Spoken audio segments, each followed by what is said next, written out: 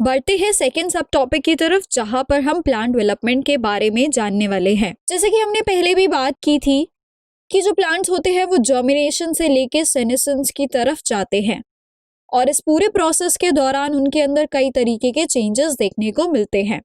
तो ये जो पूरा प्रोसेस रहता है इसे ही हम डेवलपमेंट कहते हैं।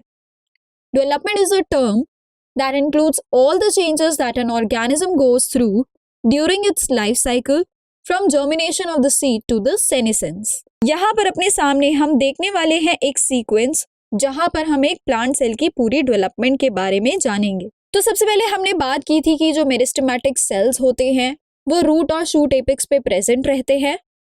इन मेरिस्टेमेटिक सेल्स की प्लाज्मेटिक ग्रोथ होती है, फर्दर सेल डिवीजन के प्रोसेस में जाते हैं जहां पर सेल का नंबर इंक्रीज होता है। फाइनली इनमें से कुछ सेल्स जो होते हैं वो डिफरेंशिएशन के अंदर चले जाते हैं, यानी कि ऐसे सेल्स फॉर्म हो जाते हैं जो कि अपनी डिवाइड करने की कैपेसिटी को लूज करके स्पेसिफिक फंक्शंस को परफॉर्म करने लगते हैं और इस दौरान वहां पर सेल्स के अंदर इलोंगेशन और मैचुरेशन भी देखा जाता है। आखिरकार यहाँ पर मैच्योर सेल्स का फॉर्मेशन हो जाता है और फिर धीरे धीरे वो सेनेसेंस फेज की तरफ यानी डेथ की तरफ चले जाते हैं। तो यही डेवलपमेंट प्रोसेस जो होता है प्लांट के एक सेल या फिर किसी भी लिविंग ऑर्गेनिज्म के अंदर हम देखते हैं। क्या आप जानते हैं कि जो प्लांट्स होते हैं वो अपनी लाइफ के अलग अलग फेजेस में या फिर in response to different phases of environment different structures को फॉर्म कर देते हैं, यानी वहां पर अलग अलग प्लांट पार्ट के स्ट्रक्चर्स देखने को मिलते हैं और इस प्रॉपर्टी को हम कहते हैं प्लास्टिसिटी। इसको और अच्छे से हम जानते हैं आगे।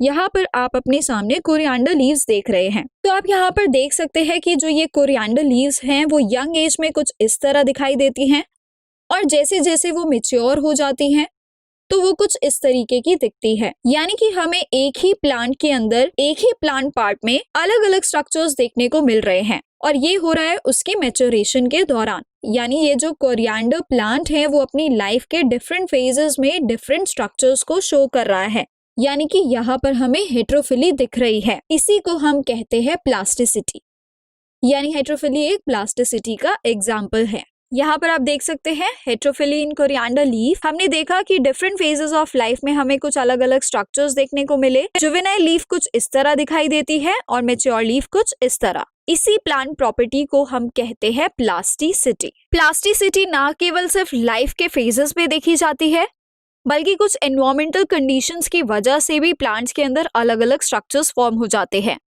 जैसे कि यहाँ पर एग्जाम्पल हम देख रहे हैं अगेन हेटेरोफिली का बटरकप प्लांट के अंदर।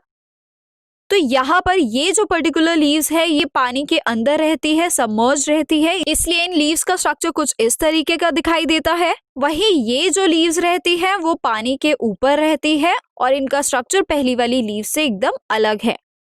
तो ये भी एक हेटेरोफिली यानी कि प्लास्टिसिटी का एग्जाम्पल रहता है। तो हम ये कह सकते हैं कि जो प्लांट्स की लाइफ साइकिल होती है वहां पर ग्रोथ, डिफरेंशिएशन और साथ ही सेल डेवलपमेंट ये सभी आपस में बहुत ही ज्यादा क्लोजली रिलेटेड रहते हैं। बल्कि हम ये भी कहते हैं कि जो डेवलपमेंट होता है वो ग्रोथ और डिफरेंशिएशन का सम रहता है, यानी ग्रोथ और डिफरेंशिएशन जुड़कर डेवलपमेंट कहलाती है। जो डेवलपमेंट होती है उसे दो तरीके के फैक्टर्स कंट्रोल करते हैं, जो है इंट्रिंसिक और एक्सट्रिंसिक फैक्टर्स। जानते हैं इन फैक्टर्स के बारे में। सबसे पहले हम बात करते हैं इंट्रिंसिक फैक्टर्स की। उसके अंदर आते हैं इंट्रासेल्यूलर और साथ ही इंटरसेल्यूलर फैक्टर्स। इंट्रासेल्युलर से मतलब है जो भी जेनेटिक्स से रिलेटेड रहते हैं, यानी जो भी हमारे जीन्स कंट्रोल करते हैं, और इंटरसेल्युलर से मतलब है कि कुछ केमिकल्स जैसे कि प्लांट ग्रोथ रेगुलेटर्स। और एक्सट्रिंसिक फैक्टर्स की अगर हम बात करें तो उसमें आते हैं वाटर, न्यूट्रिशन, ऑक्सीजन, टेम्परेचर और साथ ही लाइट।